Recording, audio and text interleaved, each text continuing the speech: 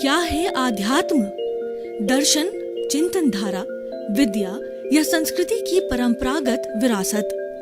आध्यात्म दर्शन यानी जीवन का शाश्वत सत्य। मानव जीवन से जुड़े शाश्वत सत्यों को जानिए और समझिए उपासक डॉक्टर सोहन राज तातेड़ से हमारे खास कार्यक्रम आत्मविज्ञान में। आत्मविज्ञान यानी सही दृष्टि, सही सोच। भाइयों और बहनों, मातृशक्ति को नमन। स्टूडियो में आपका हार्दिक स्वागत है, अभिनंदन है, सत्कार है। आत्मविज्ञान, साइंस ऑफ द सोल एक ऐसा कार्यक्रम है जो कि आपको आत्मा के बारे में बताता है, आपके चेतन तत्व के बातें बताता है, आपके भीतर विराजमान प्रभु की बातें बताता है कि तुम एक जो है शाश्वत सुख वाले प्रभु हो, और ऐसा प्रभु जो इस प्रकृति का सबसे बड़ा शक्तिशाली जो है तत्व है। इस सारी प्रकृति में, सारे कॉस्मॉस के अंदर सबसे शक्तिशाली वो आत्मा होती है, वो आप हो, और वो सब में एक सा है, उसकी जानकारी कराता है। तो वो हम अलग अलग एपिसोड्स के माध्यम से, सपोर्टिंग एपिसोड्स के माध्यम से करवाते हैं। तो आज हमारा एपिसोड्स बहुत ही सुंदर एपिसोड है, वो है मति ज्ञान और शुद्ध ज्ञान। भाई और बहनों, 5 तरह के मूल ज्ञान बताए गए हैं: मति ज्ञान, शुद्ध ज्ञान, अवधि ज्ञान, मन प्रयोग ज्ञान और केवल ज्ञान। उसमें से हम 2 ज्ञान आज लेंगे, वो मति और शुद्ध। मति का मतलब होता है बुद्धि, शुद्ध का मतलब है कि जो स्वाध्याय करके जो ज्ञान हासिल किया जाता है, वो ज्ञान लोगों को बांटना, वह शुद्ध ज्ञान कहलाता है। और तो पहले हम मति ज्ञान लेते हैं। मति ज्ञान बुद्धि पूर्वक होता है। मति ज्ञान में किन किन की सहायता ली जाती है? एक तो 5 इंद्रियों की सहायता होती है, और मन की सहायता होती है, बुद्धि की सहायता होती है, चित्त की सहायता होती है, और अहंकार तो उससे जुड़ा हुआ ही है। क्योंकि अहंकार तत्व जब अंतःकरण की परिभाषा करते हैं तो अंतःकरण के सदस्य है मन, बुद्धि, चित्त और अंतःकार, और मन, बुद्धि, चित्त और अहंकार। ये अहंकार जो है यह राग द्वेष है, और ये राग द्वेष ही रंग भरता है हमारे जीवन के अंदर, हमारे विचारों के अंदर। जिसके प्रति हम अच्छा विचार करते हैं तो राग का रंग भरता है, और जिसके प्रति बुरा विचार करते हैं वो द्वेष का रंग भरता है। तो ये राग द्वेष से संपूर्ण दुनिया जुड़ी हुई है, बनी हुई है। सारी दुनिया को बनाने वाला वह राग द्वेष है, और वह अज्ञान है। अगर दुनिया में से अज्ञान समाप्त हो जाता है, वो संभव नहीं है, कभी भी समाप्त नहीं होगा, क्योंकि इस चराचर जगत के अंदर जितने भी जीवित प्राणी हैं वो नरगति, तिर्यंच गति, मनुष्य गति, देवगति और मोक्ष के अंदर जो है वो घूमते रहते हैं। ऐसा कभी भी समय नहीं आता है कि हमारे यह संसार शून्य हो जावे। न तो भूत में ऐसा समय आया है, न वर्तमान में ऐसा समय आया है, और न भविष्य में आने वाला है। असंख्य आत्माएं जो है वो घूमती रहती है, और असंख्य आत्माओं की संख्या फिक्स है, चेतन की भी संख्या फिक्स है, और जड़ का जो सबसे शुद्ध तत्व है, परमाणु है, वह भी चेतन है। यानी न तो इस दुनिया के अंदर, इस चराचर जगत के अंदर, इस सृष्टि के अंदर, इस कुदरत के अंदर न भी जड़ का एक परमाणु घटता है, न बढ़ता है, और न एक चेतन तत्व का लिविंग बीइंग जो है न घटता है, बढ़ता है। तो वो करते क्या है? वो घूमते रहते हैं, वो कन्वर्शन होता रहता है, रूपांतरण होता है। नरगति वाला तिर्यंच में जाता है, तिर्यंच वाला मनुष्य में जाता है, मनुष्य वाला देव में जाता है, और घूमते रहते हैं। और जब कॉजल बॉडी को, जब राग द्वेष को संपूर्ण जीरो कर दिया जाता है, तो फिर ये आत्मा शरीर में नहीं रहती है, वह सिद्ध, बुद्ध और मुक्त हो जाती है। तो भाई और बहनों, ये सारी बात मैंने इसीलिए बताई कि ये जो है हमारे मति और शुद्ध ज्ञान से जुड़ा हुआ होता है। अब हम मति ज्ञान की बात करते हैं तो देखिए, ये जो हमारा 2 तरह के जगत हैं, जो बाह्य जगत है, वो हम आँख खोल करके 5 इंद्रियों से जिस जगत को हम देखते हैं, या जिस जगत का हम रसास्वादन करते हैं, जानकारी करते हैं, वो इंद्रियों का जगत कहलाता है। और वो इंद्रियां हैं, वो 5 इंद्रियां, मति, शुद्ध, अवधि, मन प्रयोग, केवलानी। ये 5 इंद्रियां जो है, इनके 23 विषय है, और इन 23 विषयों के माध्यम से इस संसार के जो है जितने भी विषय है उनको पकड़ती है और उनको पकड़ करके और वो मन को दे देती है। इंद्रियों का काम ये है कि जो जो विषय, आंख जो है देखने का काम करती है, चमड़ी है वो स्पर्श का काम करती है, जीभ है वो रसन यानी खाने का स्वाद का काम करती है, और हमारी आंखें हैं वो देखने का काम करती है, कान है वो सुनने का काम करते हैं। तो ये अपने विषय लेकर के और हमारे जो हमारा मन मैनेजर है उनको दे देती है। मन के 2 काम हैं, एक तो 5 इंद्रियों से प्राप्त विषयों के ऊपर जो है योजना बनाना, और एक दूसरा काम और भी है कि वो अगर भूतकाल के अंदर चला जाता, भूतकाल की कल्पना करता है और वर्तमान में रहता है तो सारा चिंतन करता है, और वो चिंतन क्या होता है, चिंतन मनन और निध्यासन के रूप में होता है। और अगर भविष्य की जो कल्पना में भी मन जा सकता है, लेकिन हमारे भूत भविष्य वर्तमान जो तीनों काल को हम जब तक एक साथ जोड़ के नहीं रखेंगे तब तक हम अखंड नहीं बन सकते, क्योंकि बहुत सी जानकारी करने के लिए हालांकि ये कहा गया है कि वर्तमान में ही जीना चाहिए। वर्तमान में जीना भाव क्रिया है, भाव क्रिया का साधना है, और भाव क्रिया में मुक्ति की ओर ले जाती है। जो केवल वर्तमान में जीता है वो बहुत बड़ा साधक है, और वो मोक्ष का अभिलाषी है, वो मुमुक्षु है और मोक्ष की साधना करता है। लेकिन कई बार हमें जो है वह भूतकाल में और भविष्य काल में जाना पड़ता है, और जाना भी चाहिए और जाना ही पड़ेगा। जैसे भूतकाल के अंदर हम जाते हैं तो हम चिंतन करते हैं कि हम 10 वर्ष की अवस्था में, क्यों कि हम जो कोई वर्तमान का चिंतन करते हैं, वर्तमान में मन वचन काया से जो है, मन तो हमारा चिंतन करता है, वचन हम बोलते हैं और काया कार्य करती है। तो जब हम बोलते हैं तो खास तौर से बोलने पर कई चीजें ऐसी होती है कि हमें भविष्य के अंदर जाना पड़ती है। उदाहरण के तौर पर हम कोई भी चिंतन करके बोलते हैं कि जो है हमारे मैं जो है वो 10 वर्ष की अवस्था के अंदर ये कार्य करता था, तो जो आप 10 वर्ष की अवस्था के अंदर कार्य करते, इसका मतलब आपको भूतकाल में जाना पड़ेगा, उस अवस्था का परिचय करना पड़ेगा, और उसके बाद में कभी हम ये चिंतन करके ये बोलते हैं अपने मुंह से कि आने वाले समय के अंदर जो है मैं इतनी पुस्तकों की रचना कर लूँगा, मेरी फैक्ट्री इतना प्रोडक्शन करेगी, या हमारे जो बाल बच्चे होंगे उनका इस तरीके से हम भरण पोषण करेंगे, बाल बच्चों को सेटल करेंगे। तो इसका मतलब हम भविष्य के अंदर चले गए। तो हम ये खंड है, भूत भविष्य वर्तमान जो है ये अखंड है, और हम एक एक है, ये खंड है, हमें जाना पड़ता है, लेकिन मुख्यतया हमें वर्तमान में ही जीना चाहिए। तो ये हमारा ये सारा कार्य जो हम कर रहे हैं, चाहे इसका मन एक साथ में जुड़ता है, इंद्रिय जुड़ती है, ये सारा मति ज्ञान होता है। ज्ञान के बिना कुछ भी काम नहीं चल सकता। भाई और बहनों, मैं आपको बताना चाहता हूँ, हम ड्राइविंग कर रहे हैं, अगर ड्राइविंग के नियमों का ध्यान नहीं रखते हैं, कीप टू द लेफ्ट नहीं करते, स्टीयरिंग को बराबर नहीं घुमाते हैं, सामने से कोई आ गया उससे हम बचाव नहीं करते हैं, या ड्राइविंग के समय हम लेफ्ट राइट देखते हैं, सामने नहीं देखते हैं, तो आप समझ सकते हो क्या स्थिति हो सकती है, भयंकर एक्सीडेंट हो सकता है। दूसरा, जो गृहिणियां हैं जो रसोई में काम करती है, तो रसोई के अंदर अग्नि के द्वारा कार्य करती है, तो वह अग्नि की तरफ ध्यान नहीं रखती है और कोई चीज को भगोले को ऊंचा नीचा करती है और उसकी साड़ी उस अग्नि की लपेट में आ जावे, तो क्या हो सकता है, भयंकर स्थिति बन सकती है। और आजकल तो बहनें जो है ये पॉलिस्टर की साड़ियां पहनती है, तो अगर वो जल गई और वो चिपक गई तो पूरा वो चमड़ी को उधेड़ के ही उतरती है। देखिए ऐसी स्थिति आ जाती है, भयंकर स्थिति की। मैं आपको ज्ञान की बात करता हूँ, ज्ञान है वो ध्यान और ज्ञान जो है जुड़ जाते हैं तब कोई भी एकाग्र होता है, हो जाती है, क्योंकि ध्यान हमें, ध्यान का अर्थ होता है हम ददचित होकर के एक पॉइंट के ऊपर रहे। जो भावक क्रिया की मैंने बात करी वो ध्यान की अवस्था है, और ज्ञान की अवस्था ये है कि हम किसके साथ जुड़े हुए हैं, हम क्या कर रहे हैं। उदाहरण के तौर पर देखिए कि एक जो है वो 1000 लोगों को लेकर के रेलगाड़ी जा रही है और एक ड्राइवर मात्र उसका जो है संचालन पटरी पे करता है, तो वो कंट्रोल का ध्यान नहीं देता है कि किधर से ट्रेन आ रही है, क्या आ रही है, उसका पूरा कंट्रोल के सिग्नल का ध्यान नहीं देता है।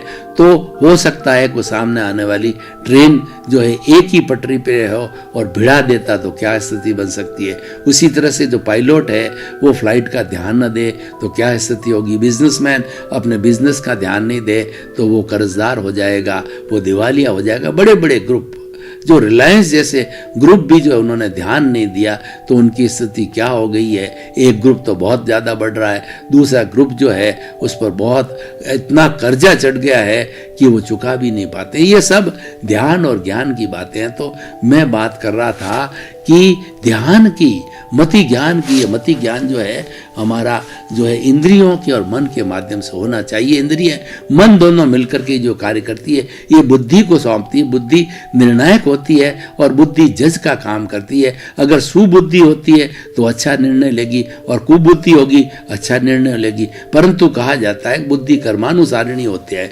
भीतर से जो कर्म हमारे भाव है, वो जो हमारा भाव है वो विचार बन के आते हैं, बुद्धि उससे प्रभावित हो जाती है। और जो मन के द्वारा, इंद्रियों के द्वारा दिया गया जो कोई भी वक्तव्य है, जो कोई भी उनके द्वारा दिया गया मैटर है, उसके ऊपर वो गलत निर्णय लेकर के और किसी को दुख देने वाला निर्णय ले लेती है और खुद कुबुद्धि बन जाती है।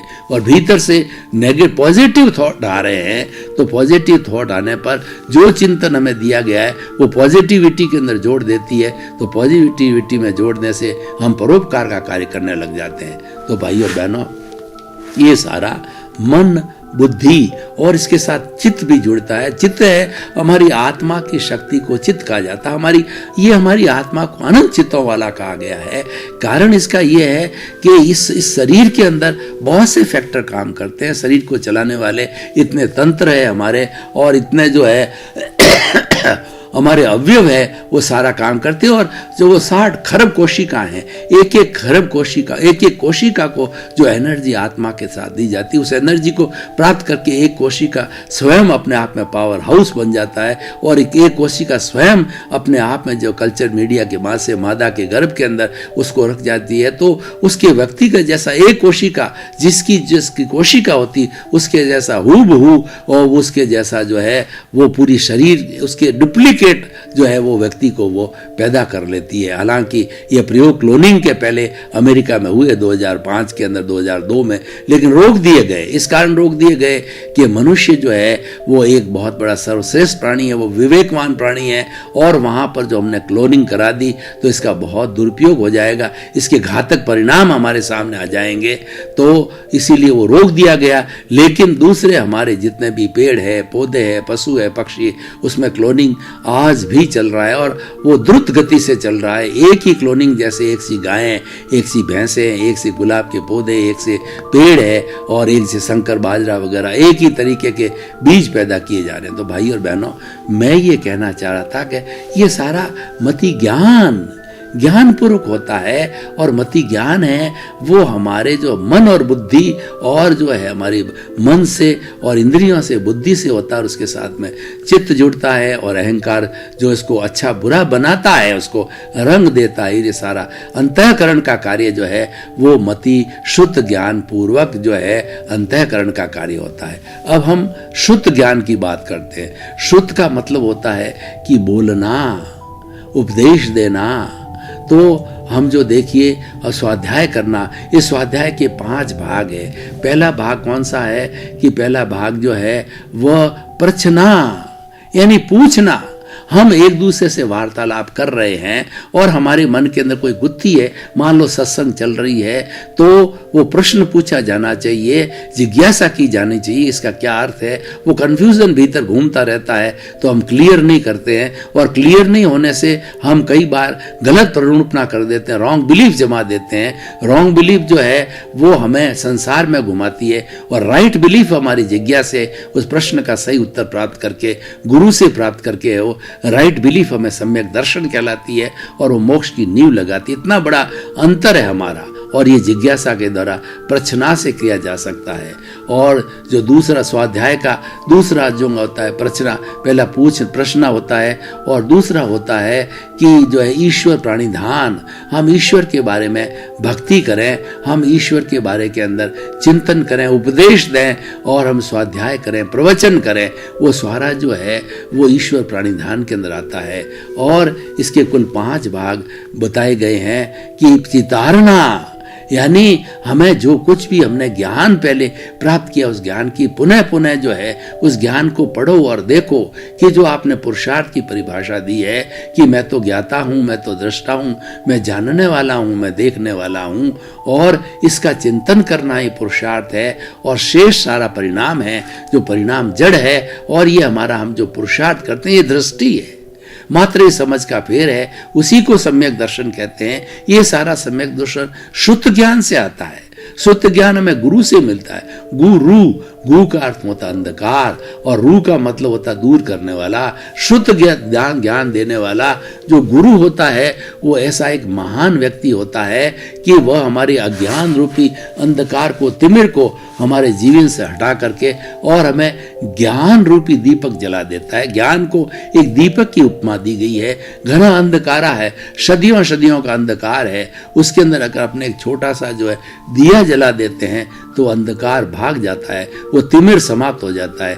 उसी तरीके से हमारे इस जीवन के अंदर जो है वो मिथ्यात्व का, ये झूठी प्ररोपणा का, मिथ्या दर्शन का, मोह का और मिथ्या ज्ञान, मिथ्या दर्शन और मिथ्या मोह का जो दर्शन मोहनीय जो है, ये तीनों जो हमारी आत्मा की घात करने वाले कर्म हैं, जिसको हम घाती कर्म कहते हैं, ये कर्म ज्ञान के द्वारा तोड़े जा सकते हैं। ज्ञान देखिए एक आरी है जो अज्ञान रूपी जो वेल्डिंग है शरीर और आत्मा के बीच में पड़ी है, उसको काटने वाली आरी है वो ज्ञान है। ये गुरु से मिलता है और शुद्ध ज्ञान से मिलता है। और शुद्ध ज्ञान जितना होता है ये मति और जो है मति ज्ञान पूर्वक शुद्ध ज्ञान होता है। शुद्ध ज्ञान इंडिपेंडेंट नहीं हो सकता, उसको सहारा लेना पड़ता है। मति का सहारा लेना पड़ता है। मति में पूरा सिस्टम मैंने बताया कि मन, बुद्धि, चित्त, अहंकार, ठीक है ना, और ये सारी चीजें उसके अंदर जुड़ी हुई रहती है। तो देखिए शुद्ध ज्ञान बहुत बड़ा साधक है, बहुत बड़ा साधन है। शुद्ध ज्ञान को प्राप्त करके ये केवल ज्ञान का रूप है। क्यों केवल ज्ञान होता है? वो स्वयं के उपयोग लिए होता है। शुद्ध ज्ञान है दूसरों के लिए उपयोगी होता है। जो हमारे तीर्थंकर भगवान केवल ज्ञानी बनते हैं तो वो तिन्नाणम तारयाणम होते हैं, स्वयं तरते हैं और औरों को तारते हैं। तो केवल ज्ञान की प्राप्ति होने के बाद में देखिए दो तरह के केवल ज्ञानी होते हैं। एक तो केवल ज्ञानी जो है वो समोषण नहीं होता, उनका प्रवचन नहीं देते, तो वो तो उनका स्वार्थी तत्व हो गया, वो स्वयं के कल्याण के लिए। और केवल ज्ञानी होता है वो निश्चित तौर से सिद्ध, बुद्ध, मुक्त और मुक्ति को जाना होता है, तो वो तो उनका खुद का स्वार्थ हो गया। लेकिन जो हमारे तीर्थंकर भगवान हैं वो लोगों को तारने का काम करते हैं। उसी तरीके से ये सारा उनका दिया हुआ ज्ञान है वो केवल ज्ञान है, वो द्रव्य के रूप में कन्वर्ट होके शुद्ध ज्ञान के रूप में आता है। तो मैं ये कहना चाहता हूं कि जो मति ज्ञान और शुद्ध ज्ञान दो विषय है आज के हमारे, तो शुद्ध ज्ञान है वो मति ज्ञान पूर्वक होता है और शुद्ध ज्ञान दूसरे के लिए लाभदायक होता है। मति ज्ञान तो हम स्वयं भोगते हैं, हम खुद ज्ञान करते हैं, दूसरे का उससे कोई अर्थ नहीं होता है। लेकिन लोगों की भलाई के लिए शुद्ध ज्ञान होता है। शुद्ध ज्ञान कैसे होता है? देखिए कि कोई धार्मिक पुस्तक है वो लोगों को बांटना और प्रवचन देना लोगों को, और तीसरा सत्संग कराना, गुरु को बुलाना और लोगों को निमंत्रण दे करके कहना कि आप सत्संग में आइए, सुनिए और सम्यक दर्शन को प्राप्त कीजिए। और सम्यक दर्शन जो है वो राइट विजन होता है, राइट थिंकिंग होता है, वो प्राप्त करके आप मोक्ष की नींव लगाइए और धीरे धीरे जो है वो आप सिद्ध बुद्ध जो गुरु बताते हैं उस रास्ते के माध्यम से चल करके और आप सिद्ध बुद्ध मुक्त होइए। तो भाई और बहनों इतनी जो बातें होती है ये शुद्ध ज्ञान की उतनी बड़ी बातें ये मनुष्य ही कर सकता है। देखिए 84 लाख जीवा योनि प्राणियां हैं, वो सब उत्पत्ति स्थान है, लेकिन वो प्राणी जो है वो दूसरे इतना मति और शुद्ध ज्ञान नहीं कर सकते, उनको केवल ज्ञान की प्राप्ति नहीं हो सकती, उनके पास में लिमिटेड ज्ञान होता है, इसलिए वो लिमिटेड ही कर्मों का बंधन करते हैं और लिमिटेड कर्मों को छोड़ते हैं। तो मनुष्य जो है अगर अपनी बुद्धि को गलत रूप में उपयोग करता है तो वो 7वीं नारकी में भी जा सकता है। और मनुष्य सुबुद्धि का कार्य करता है तो मनुष्य धीरे धीरे अपने कर्मों को काट करके वह सिद्ध बुद्ध मुक्त भी हो सकता है, वो देवलोक में भी जा सकता है। ये सारा मनुष्य कर सकता है, क्योंकि सर्वश्रेष्ठ प्राणी मनुष्य कहा गया है और मनुष्य जीवन को सबसे दुर्लभ जीवन इसलिए बताया गया है कि ये प्राप्ति के बाद हम इसका जीवन का सदुपयोग करें तो बहुत उच्च अवस्था में जा सकते हैं, और हम इसका दुरुपयोग करें तो हम जो है निम्न अवस्था में भी जा सकते हैं। देखिए भाई और बहनों, मैं आपको उदाहरण देता हूं कि उदाहरण के माध्यम से कोई चीज बहुत जल्दी स्पष्ट हो जाती जाती है। उदाहरण है, कहावत है, मुहावरे हैं, ये हमारा वो गागर में सागर भरते हैं, संक्षेप में हमें बहुत बड़ा ज्ञान दे जाते हैं। मैं आपको एक चाकू की बात करता हूँ कि हमारा चाकू कितना उपयोगी, उससे सब्जी काट लो, उससे रस्सी काट लो, उसके साथ के अंदर कोई चीज़ अगर लगी हुई है अलग करना उसको कर लो, सारे काम हम एक चाकू के द्वारा, कैंची के द्वारा कर सकते हैं। लेकिन उसी चाकू का अगर दुरुपयोग करें तो व्यक्ति जो है वो मर्डरर बन करके किसी का पेट भी चीर सकता है, ये उसका दुरुपयोग हो गया। तो इस दुरुपयोग के कितने बुरे परिणाम हैं कि मर्डर करने से हमारे अगले व्यक्ति की मौत हो जाती है, उसकी घात हो जाती है, और उसने कौन सा उसको फायदा मिलता है, वह जो है कारागार में और मृत्यु दंड को भी प्राप्त हो सकता है। वह जो है वो जाकर के और मृत्यु दंड की उसको फांसी भी लग सकती है। तो भाई और बहनों, हम क्या कहना चाहते हैं, मति और शुद्ध ज्ञान के दायरे में रहता हुआ मैं आपको ये कहना चाहता हूँ कि ये दोनों ज्ञान हैं। एक ज्ञान तो हम स्वयं अपने इंद्रियों और जो मन के द्वारा करते हैं, और उस ज्ञान को जब लोगों को बांटते हैं, उस ज्ञान की प्राप्ति की जाती है, सब मति ज्ञान पूर्वक होता है। और लोगों को जो ही हमने बांटना चालू किया ज्ञान, तब वह शुद्ध ज्ञान हो जाता है। इसीलिए कहा गया है कि सरस्वती के भंडार की बड़ी अपूर्व बात, जो बड़े जो खर्चे जो बड़े और बिन खर्चे घट जाए। यानी सरस्वती का भंडार है, सरस्वती एक देवी है, वह एक ज्ञान की देवी है, हमारे भीतर वो ज्ञान का दीपक प्रज्वलित करती है। 3 बड़ी देवियां हमारी संस्कृति में, जो लक्ष्मी होती है वो 2 रूप में होती है। लक्ष्मी जो है अगर वह द्रव्य रूप में होती है तो हमें भौतिक सुख सुविधाएं देती है, और वो भाव रूप के अंदर होती है तो हमारे भीतरी जगत को उच्च बना करके हमें मोक्ष तक भिजाती है, वो श्री लक्ष्मी कहलाती है। और तीसरी लक्ष्मी होती दुर्गा होती है। तो क्या होता है कि कुछ लोग सज्जन होते हैं, कुछ दुर्जन होते हैं। दुर्जन जो लोग होते हैं वह बातों को नहीं समझते, वो लातों के देव है, वो बातों से नहीं समझे जाते हैं। तो वो दुर्गा का रूप होता है स्त्री का, वो दुर्गा का रूप धारण करके और वह उसका दमन करती है, उसको मारती है। इस तरीके से स्त्री के 3 रूप है, जितने दुर्जनों का नाश करने वाली होती है वो दुर्गा कहलाती है। उसके 9 बड़े बड़े नाम हैं। यानी ये दुर्गा जो है वो सिंह वाहिनी होती है, और ये दुष्टों का, राक्षसों का और बुरी प्रवृत्तियों का नाश करती है। तो मैं ये बात कर रहा था कि मति और शुद्ध ज्ञान की बात, बीच के अंदर उदाहरण आ जाते हैं। वो उदाहरण है वो आपको सही मायने के अंदर चीज को स्पष्ट करते हैं, उसके अर्थ को समझाने में बहुत इजी होता है।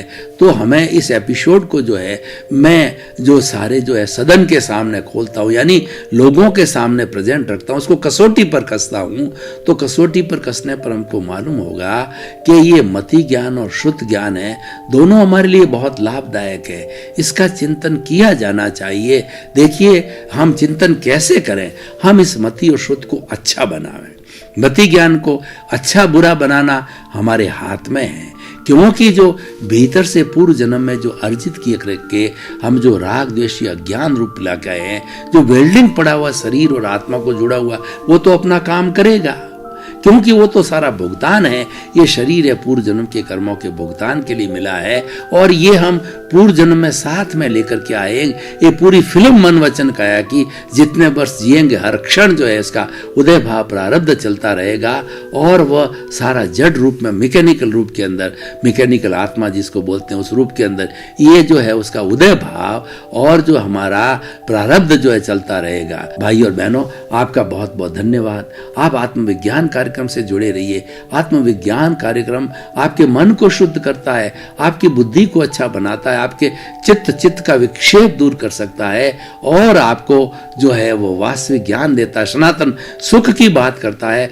और वो सनातन सत्य बताता है आपको, जिसके माध्यम से आप सनातन सुख को प्राप्त कर सकते हो। तो इसी क्रम में आपका जीवन आनंदमय हो, मंगलमय हो, सुखमय हो, और जीवन में आप खूब परोपकार करें। आपके प्रति मंगल भाव। आत्मविज्ञान में आत्मविज्ञान यानी सही दृष्टि, सही सोच।